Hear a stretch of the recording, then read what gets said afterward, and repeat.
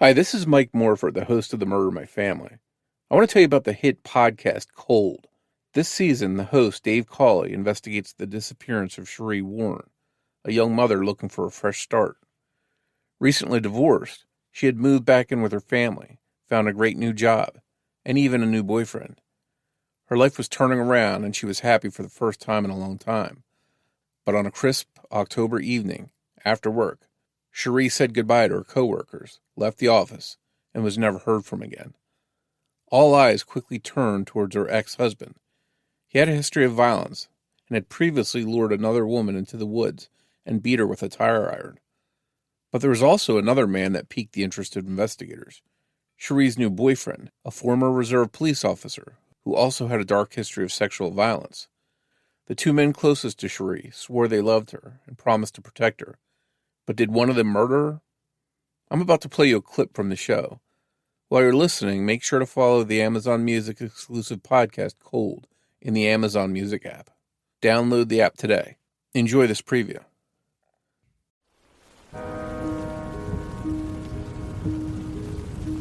Rain drizzled over the canyon of the South Fork of the Ogden River. It pattered on the canvas top of Heidi Posnan's Jeep as she drove up Utah State Highway 39 on the morning of Friday, June 4th, 1971. She was on her way to meet the strange man who had for weeks been calling her, demanding they go on a date. You can't see it, but I'm doing air quotes. She turned right off the highway at the entrance to the Meadows campground, crossed a short bridge over the river, barely more than a creek really, and stopped next to a camper trailer on the far side. A pair of sheriff's deputies dressed as fishermen stepped out to greet her. And I said, "What should I do?" And he said, "Well, just pull across the street and then leave the Jeep parked like the sideways, you know what I mean?" As Heidi's describing this to me decades later, she's using her hands to show the positions of her Jeep and the trailer, how the deputies told her to park next to them, but to reverse out after the caller arrived and passed by her position to block him from getting back across the bridge to the road. She was the cheese on the mousetrap. And they said, "Make sure when he comes up, identify, make sure that he's the right person." 2 miles down the canyon, back in the direction of Huntsville, her husband, John Posnan, waited at another campground called Magpie.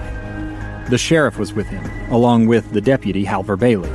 They all watched the highway as the clock ticked toward the time for Heidi's date to arrive. A little after 10 a.m., a red and white half-ton pickup truck passed Magpie going up the canyon toward Meadows. John Posnan saw a logo printed on the truck's door. And the dummy, he was driving his dad's business truck. It said Hartman Plumbing. And when they drove past Magpie, John said he immediately knew who it was. Hartman Plumbing and Heating belonged to a man named Bill Hartman. John knew Bill. They had golfed together at the Ogden Golf and Country Club. Bill was also a fellow member of the Weber Club. The caller had told Heidi he had seen her at the Weber Club. It clicked for John. He recognized the man at the wheel of the pickup as Bill Hartman's oldest son, Kerry Hartman. The sheriff tried to radio the two undercover deputies who were with Heidi at Meadows to let them know the caller would soon reach them. But the radio didn't work in the narrow canyon. Heidi had no idea who the young man in the pickup truck was when he turned off the highway, drove across the bridge, and stopped next to her Jeep. No, because I never paid any attention to him before. I didn't notice him before. The young man rolled down his window. Heidi saw he had brown hair, green eyes, and appeared clean-cut, like a cop or military man. Kind of forgettable.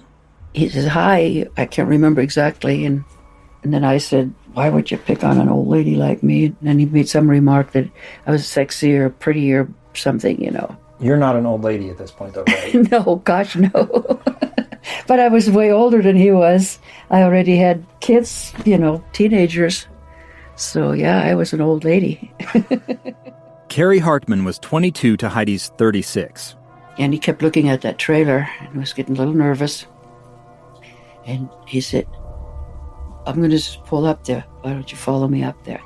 By up there, Kerry meant farther into the campground, behind a line of trees out of sight of the road. He drove past her up around a bend. Heidi put her Jeep in reverse, pulled out and blocked the narrow road just as the deputies had instructed. She then leapt from the Jeep and rushed into the safety of their trailer.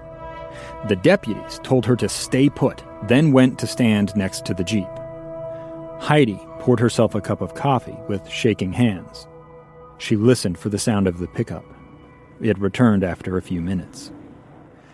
Heidi peeked out the window as the deputies pulled Carrie out of the truck and placed him under arrest.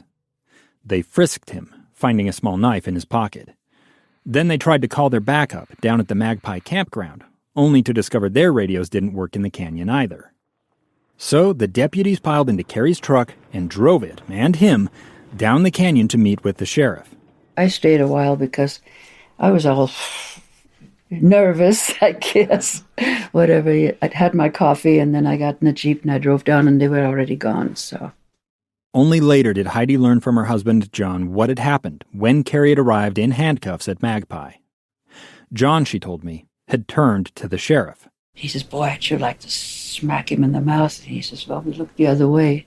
So they had him already out, and John punched him. And he was embarrassed. He looked down and he says, I wish you had a gun and shoot me. Really? Yeah, he said that because he was embarrassed. He was ashamed. John Posnine had punched Carrie Hartman in the face, while the sheriff and his deputies looked the other way. Needless to say, this wasn't legal. The deputies had then taken Carrie to the Weber County Jail in Ogden, where they'd booked him on suspicion of making threatening phone calls. A minor, misdemeanor charge that didn't quite match the gravity of the whole situation. Carrie provided a handwritten statement admitting to what had happened. I called the lady and said, would you meet me at a time and place? If not, some harm would come to your husband's car, and possibly him. That's not Carrie's voice, but they are his words, read by a voice actor. Even today, Heidi downplays the seriousness of what happened. Well, because he really hadn't done anything other than met me. But I'm here to tell you, there was something much more ominous behind those phone calls. Something that makes Heidi's mouth go dry and her hands fidget when she really stops to think about it. This season isn't about Heidi Posnine. As I said earlier, it's about the disappearance of Sheree Warren.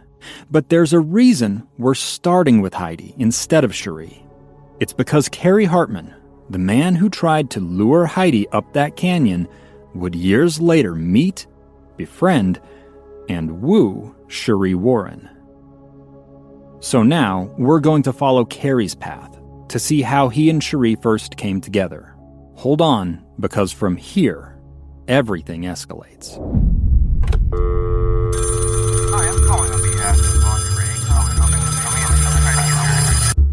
Our story begins with a phone call. Voice on the phone said I was sexy. He had made literally thousands of those types of calls. He follows the women, gets to know them, and then hits them. Then, Don't report the body that I found. everything There are a lot of missing girls. escalates. She was beaten, stabbed until the knife broke, and then shot twice in the head.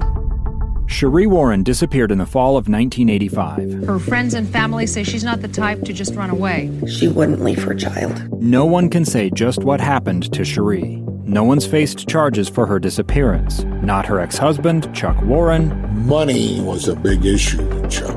He told her, if I can't have you, nobody's going to. And not Sheree's boyfriend, Carrie Hartman. I remember her saying, be careful with him. He had two dispositions, Dr. Jekyll, Mr. Hyde. He could be the nicest guy you ever wanted to meet, but he also had that sinister side. I hope you enjoyed this preview of Cold. And Prime members, listen to the Amazon Music exclusive podcast Cold in the Amazon Music app. Download the app today so you can enjoy the show. Thanks for listening, and we'll see you back here soon.